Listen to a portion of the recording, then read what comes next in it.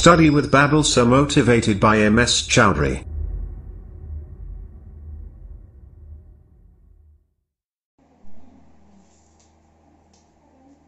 Hello friends, मैं नीलम चौधरी आज एक बार फिर से आपके अपने YouTube channel study with Babul sir में आपका स्वागत करती हूँ।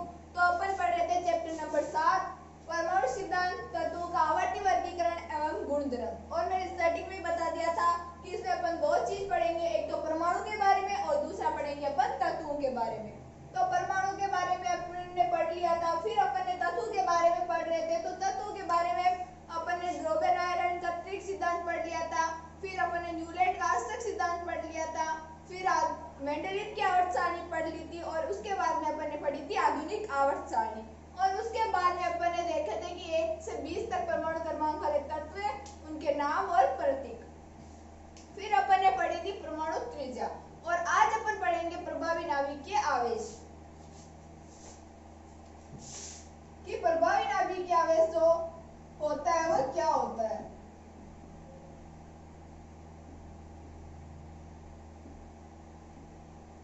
प्रभावी नाभिकीय आवेश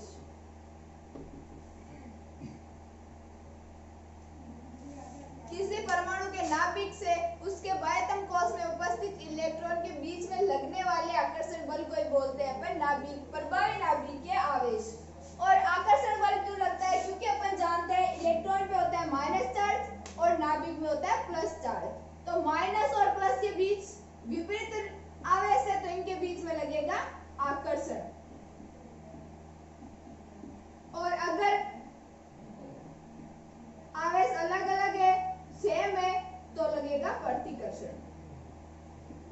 यह चीज आप ध्यान में रखना कि विपरीत आवेश पे हमेशा लगता है आकर्षण और समान आवेश पे हमेशा लगता है प्रतिकर्षण। अब अपन देखते हैं परमाणु। ये हो गया नाभिक और नाभिक में होता है प्लस चार्ज। फिर और ये हो गई इसके बाहर की कक्षाएं। इन कक्षाओं में इलेक्ट्रॉन चक्कर लगाते हैं। और अपन पढ़ रहे थे प्रभावी नाभिकीय आवेश। तो नाभिक और बाह्यतम कोश के जो इलेक्ट्रॉन होता है उन दोनों के बीच में लगने वाले आकर्षण बल को ही बोलते हैं प्रभावी नाभिकीय आवेश। ये नाभिक और ये जो इलेक्ट्रॉन चक्कर लगाते हैं, इन दोनों के बीच में लगने वाला आकर्षण बल ही क्या होता है? प्रभावी नाभिकीय आवेश। तो अब अपन देखते हैं प्रभावी नाभिकीय आवेश की डेफिनेशन।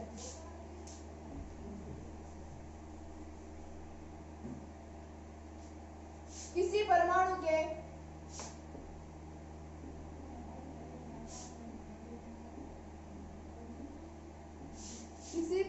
के नाभिक से उसके किसी परमाणु के नाभिक में उसके बाह्यतम कोश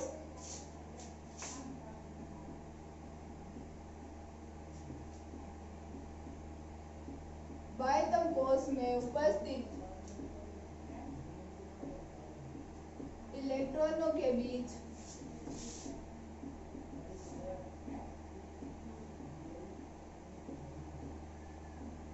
लगने वाला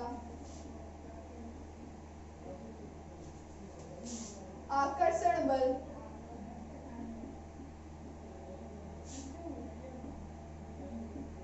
प्रभावी नाभिकीय आवेश कहलाता है।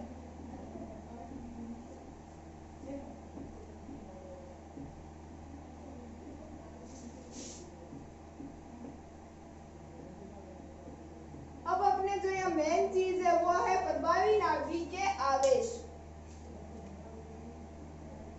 और अब अपन देखेंगे कि प्रभावी नाभिकीय आवेश जो होता है ये इसका मान त्रिज्या पे किस पर का डिपेंड, त्रिज्या का मान इसके इस पे किस पर का डिपेंड करता है। तो अपन देखेंगे कि अगर प्रभावी नाभिकीय आवेश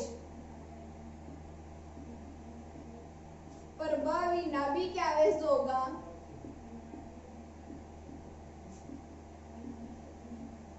अगर बढ़ जाएगा तो जो परमाणु त्रिज्या होती है उसका मान कम हो जाएगा।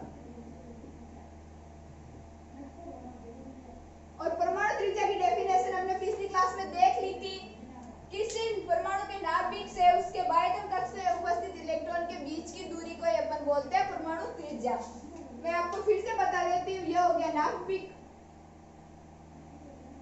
और ये हो गए इलेक्ट्रॉन। नाभिक से बाह्यतम कक्ष के इलेक्ट्रॉन के बीच की दूरी को बोलते हैं अपन परमाणु त्रिज्या।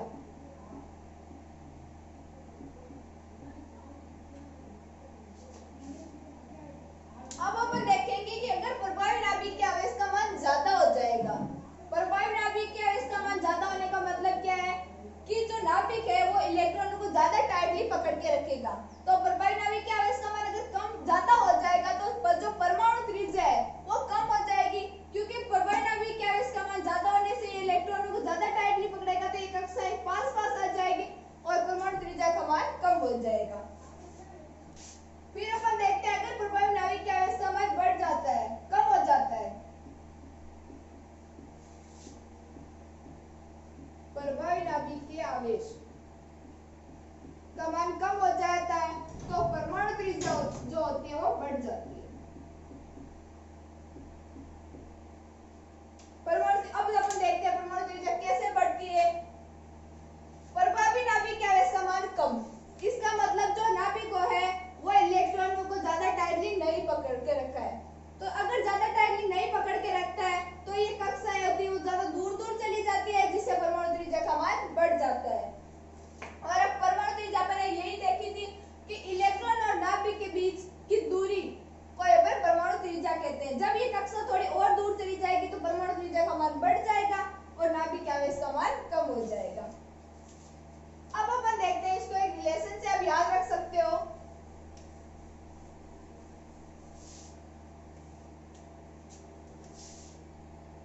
प्रभावी नाभिक के आवेश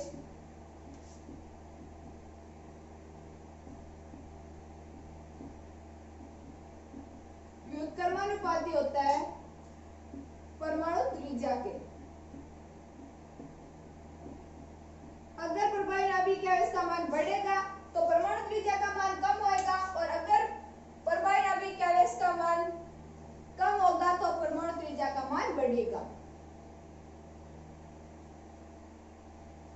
अब अपन एक बार फिर से बता देती हूँ मैं आपको, प्रभावी नाभिक के आवेश किसी परमाणु के नाभिक में उसके बाह्यतम कोश में उपस्थित इलेक्ट्रॉनों के बीच लगने वाले आकर्षण बल को अपन प्रभावी नाभिक के आवेश बोलते हैं।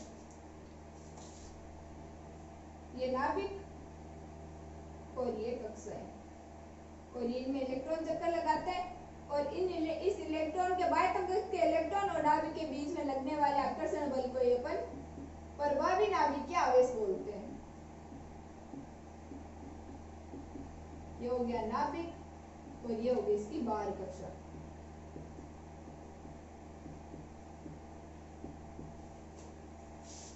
फिर अपन ने देखा कि अगर प्रभावी नाभिक के आवेश का मान ज्यादा होता है तो परमाणु त्रिज्या कम होती है और प्रभावी नाभिक के आवेश का मान कम होता है तो परमाणु त्रिज्या बढ़ती है। आप पहले इसको नोट डाउन कर लीजिए, फिर अपन देखते हैं आगे। अब अपन देखते हैं आयनिक त्रिज्या। आयनिक त्रिज्या पढ़ने से पहले अपन पढ़ेंगे कि आयन क्या होते हैं, कितने प्रकार के होते हैं।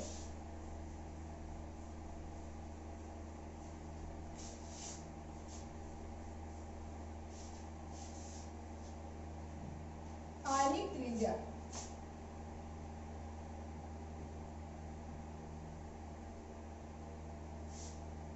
आयनिक त्रिज्या अब अपन देखते हैं आयनिक त्रिज्या में ये आयनिक का मतलब क्या हुआ कि आयन क्या होते हैं। तो अपन सब जानते हैं कि आयन जो होते हैं वो दो प्रकार के होते हैं, एक धनायन और एक होता है ऋणायन। धनायन को अपन प्लस चार्ज से रिप्रेजेंट करते हैं और ऋणायन को अपन माइनस चार्ज से। तो आयन देख लिए, आयन दो प्रकार के होते हैं, धनायन और ऋणायन। अब अपन देखते हैं आयनिक त्रिज्या कि आयनिक त्रिज्या क्या होती है। तो जब कोई परमाणु या तो इलेक्ट्रॉन ग्रहण करेगा या त्यागेगा, ये बात अपन सब भी जानते हैं कि या तो कोई इलेक्ट्रॉन दान करेगा या इलेक्ट्रॉन को ग्रहण करेगा, तो परमाणु के इलेक्ट्रॉन त्यागने और ग्रहण करने से वो जो होता है वो आयन बनते हैं। अब अपन देखते हैं उससे पहले देखते हैं कि अगर कोई परमाणु इलेक्ट्रॉन को ग्रहण करता है तो उस पे माइनस चार्ज आता है। इलेक्ट्रॉन ग्रहण करता है तो उस पर माइनस चार्ज, और इलेक्ट्रॉन त्यागता है तो उस पर पॉजिटिव चार्ज। तो अगर कोई परमाणु इलेक्ट्रॉन को या तो ग्रहण करेगा या त्यागेगा, तो उसके इलेक्ट्रॉन ग्रहण करने और त्यागने से आयन का निर्माण होता है, और उस आयन की त्रिज्या को अपन बोलते हैं आयनिक त्रिज्या।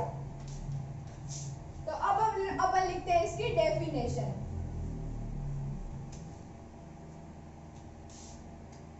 जब कोई परमाणु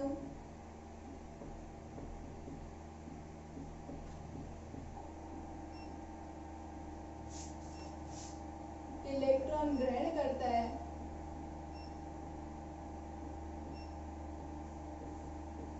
या इलेक्ट्रॉन त्यागता है,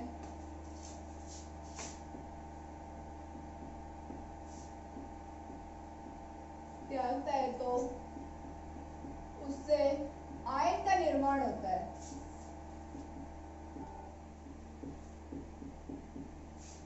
उससे आयन का निर्माण होता है, और इस आयन की त्रिज्या को अपन बोलते हैं आयनिक त्रिज्या। और इस आयन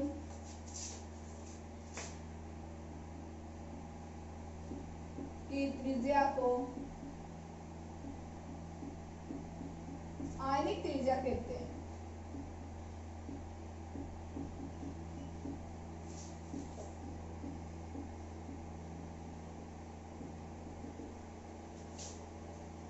अब अपन देखते हैं कि धनायन का आकार जो होता है वो उसके संगत परमाणु से छोटा क्यों होता है। तो अपन इसका एक एग्जांपल देखते हैं, जैसे सोडियम। सोडियम का इलेक्ट्रॉनिक विन्यास होता है 281। इसके बाद तुमको उसमें एक इलेक्ट्रॉन उपस्थित होता है, तो ये एक इलेक्ट्रॉन का दान करेगा। ये एक इलेक्ट्रॉन का त्याग करेगा, तो यहाँ सोडियम पे आ जाएगा, ये हो जाएगा सोडियम, इस पर आ जाएगा प्लस चार्ज, और ये एक इलेक्ट्रॉन बाहर निकल जाएगा। तो अगर एक इलेक्ट्रॉन बाहर निकल जाएगा तो यहाँ 2 8 हो गए।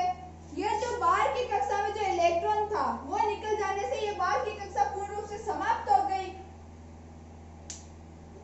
तो ये पूर्ण रूप से समाप्त हो गई, तो इसकी आयनिक त्रिज्या का मान कम हो गया, तो ये सोडियम का जो आकार था वो छोटा हो गया, और ये एक इलेक्ट्रॉन बाहर निकलने से इस पर धनावेश आ गया। और अपन ने पहले देखा था कि अगर कोई परमाणु इलेक्ट्रॉन त्यागता है तो उसमें हमेशा प्लस चार्ज आता है, और अगर कोई परमाणु इलेक्ट्रॉन ग्रहण करता है तो उसमें माइनस चार्ज आता है।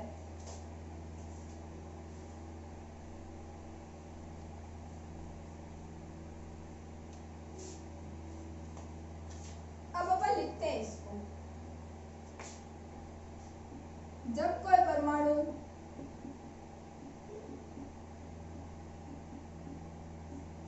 इलेक्ट्रॉन ग्रहण करता है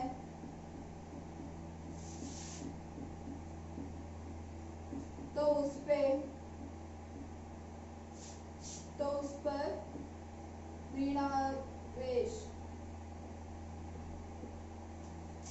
ऋणावेश आ जाता है।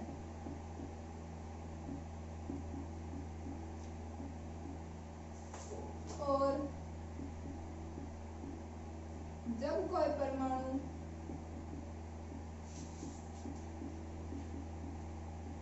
इलेक्ट्रॉन त्यागता है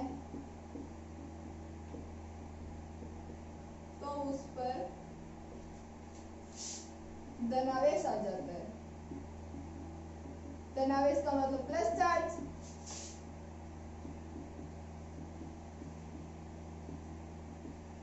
आप इसको नोट डाउन कर लीजिए, फिर अपन समझते हैं आगे।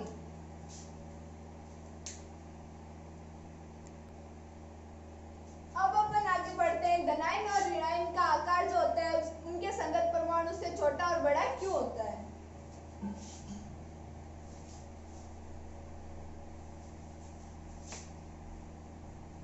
तो धनायन का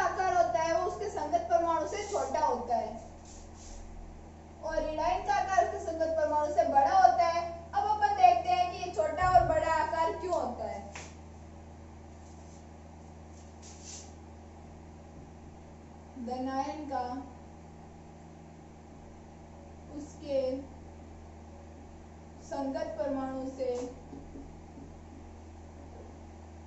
छोटा आकार क्यों होता है? सबसे पहले अपन ये देखते हैं कि अगर कोई परमाणु इलेक्ट्रॉन त्यागता है तो उस पर हमेशा प्लस चार्ज आता है और ग्रेड करता है तो माइनस चार्ज। जैसे अपन ले लिया एग्जांपल सोडियम। सोडियम के बायतम कोष में होते हैं 1 इलेक्ट्रॉन। सोडियम का इलेक्ट्रॉन विन्यास होता है 281। जब ये सोडियम 1 इलेक्ट्रॉन का त्याग करेगा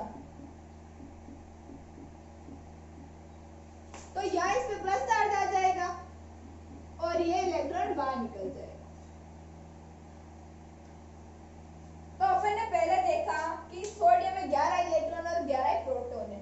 जब ये 1 इलेक्ट्रॉन का दान कर देगा, पहले तो नाभिक बराबर थे क्योंकि 11 जो प्रोटॉन थे वो 11 इलेक्ट्रॉन को खींच रहे थे। अब ये 1 इलेक्ट्रॉन जो हो रहा है वो बाहर निकल रहा है तो यह 2 8 10 इलेक्ट्रॉन हो गए और प्रोटॉनों की संख्या 11 रह गई। तो जो 11 प्रोटॉन होते हैं वो अब 10 इलेक्ट्रॉन को खींचते हैं, तो ज्यादा मजबूती से पकड़ के रखेंगे तो जो प्रभावी नाभिक के आवेश होता है उसका मान कम हो जाता है।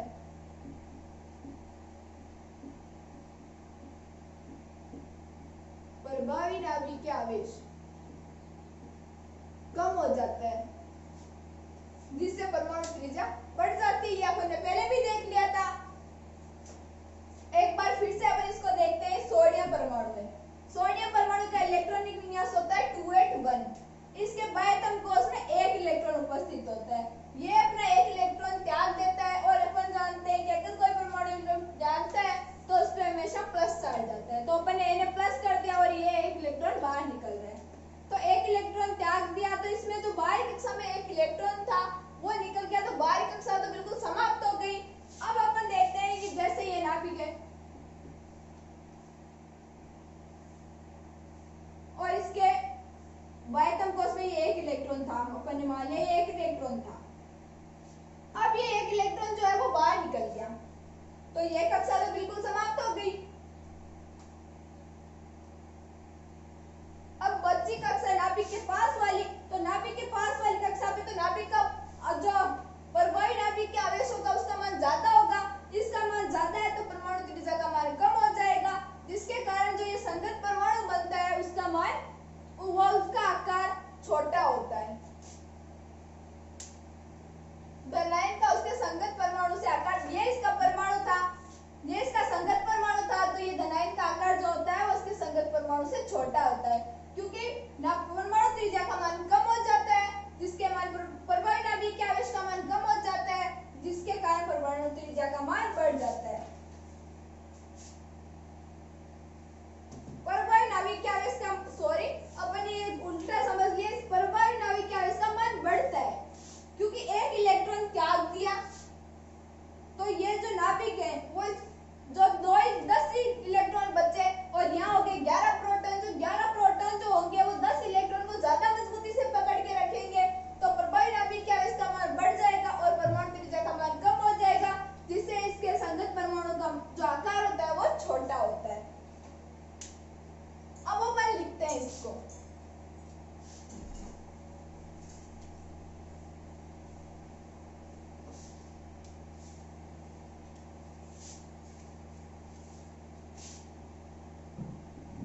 अगर कोई परमाणु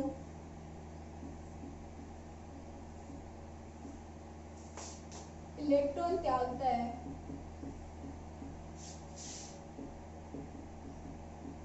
तो उस पर धनावेश आता है।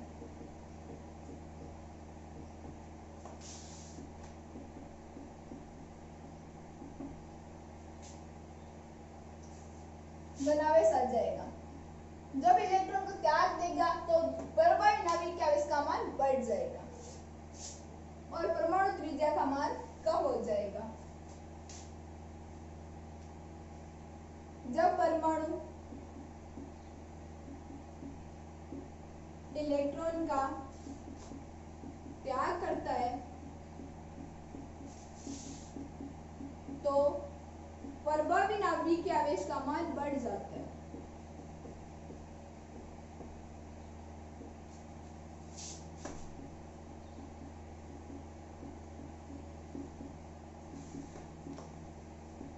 बढ़ जाता है तथा परमाणु त्रिज्या का मान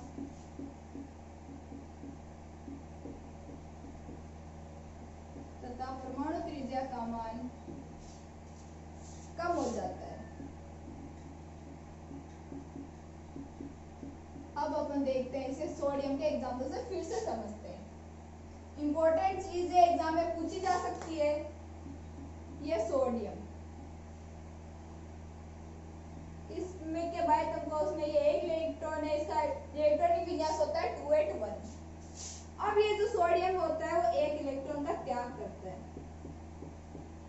एक इलेक्ट्रॉन का त्याग करेगा तो अपन देख ले उस पे हो जाएगा धनावेश, तो ये हो जाएगा Na+ और ये एक इलेक्ट्रॉन बाहर निकल जाएगा। अब यहाँ बच जाएंगे 2 8 क्योंकि एक इलेक्ट्रॉन बाहर निकल गया। पहले जो सोडियम था उसमें 10 ही तो 11 ही तो इलेक्ट्रॉन थे और 11 ही प्रोटॉन थे।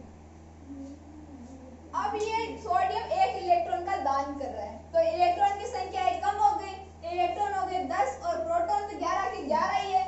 तो ये जो 10-11 प्रोटॉन है वो अब 10 इलेक्ट्रॉन को ज्यादा मजबूती से पकड़ लेंगे तो प्रभावी नाभिक के आवेश का मान बढ़ जाएगा। क्योंकि जो आवेश का मान प्रभावी नाभिक के आवेश है वो ज्यादा लग रहा है 10 इलेक्ट्रॉनों पे, प्रोटॉन तो 11 और इलेक्ट्रॉन 10 ही है, तो जो 11 प्रोटॉन है वो 10 इलेक्ट्रॉनों को ज्यादा मजबूती से पकड़ लेंगे जिससे प्रभावी नाभिक के आवेश का मान बढ़ जाएगा और परमाणु त्रिज्या का मान कम हो जाएगा। क्योंकि बाहर की कक्षा जो होती है वो बिल्कुल समाप्त हो जाती है क्योंकि उसमें एक इलेक्ट्रॉन होता है और वो इलेक्ट्रॉन निकल जाता है जिसके कारण बाहर की कक्षा समाप्त हो जाती है और परमाणु त्रिज्या का मान कम हो जाता है।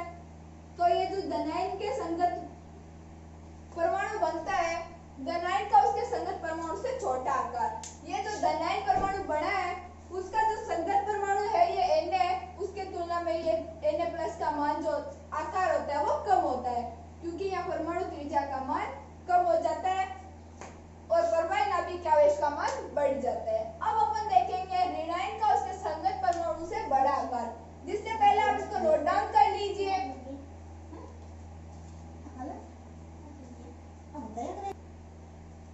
अब अपन देखते हैं ऋणायन का उसके संगत परमाणु से बड़ा आकार।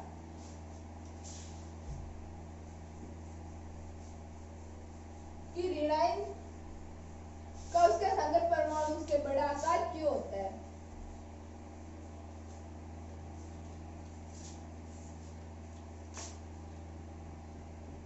ऋणायन परमाणु का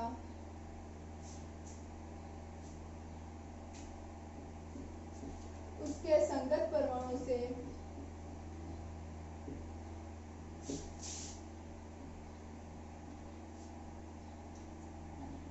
बड़ा आकार।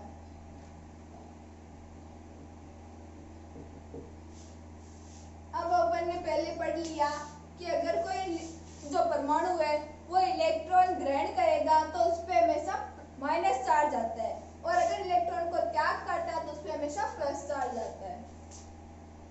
तो अपन इसको लिखते हैं, यदि कोई परमाणु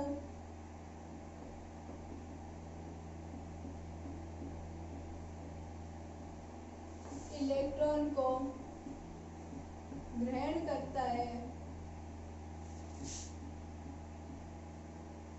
यदि कोई परमाणु इलेक्ट्रॉन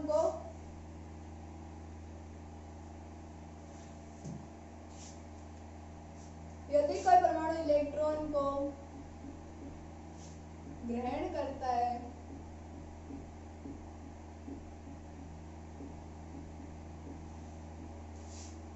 या क्या।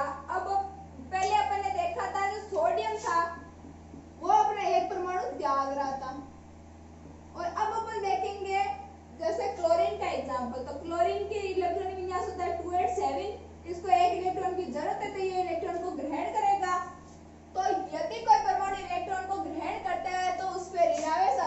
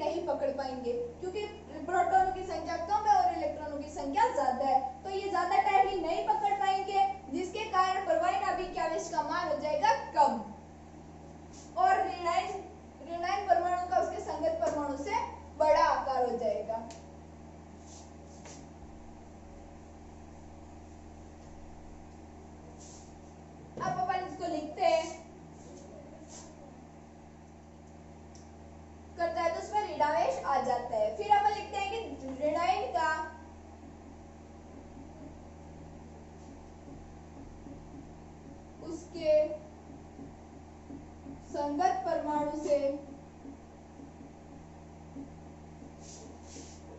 इलेक्ट्रॉन संगत परमाणु से बड़ा आकार होता है।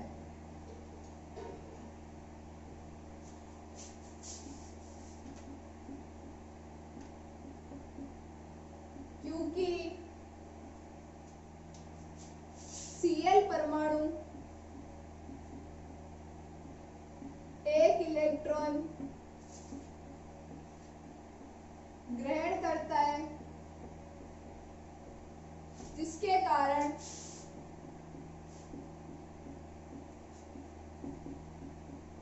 उसके बाह्यतम कोश में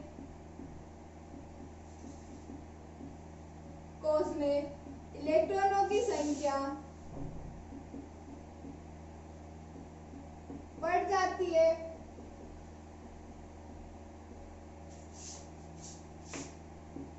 तथा प्रभावी नाभिकीय आवेश का मान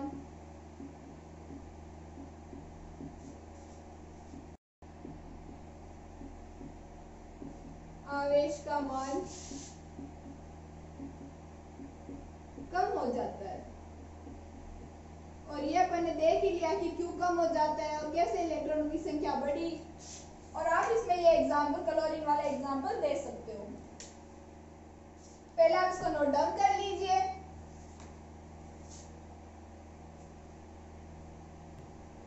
तो आज अपन ने पढ़ा प्रभावी नाभिकीय आवेश और ऋणायन और धनायन परमाणु का उनके संगत परमाणु से छोटा और बड़ा।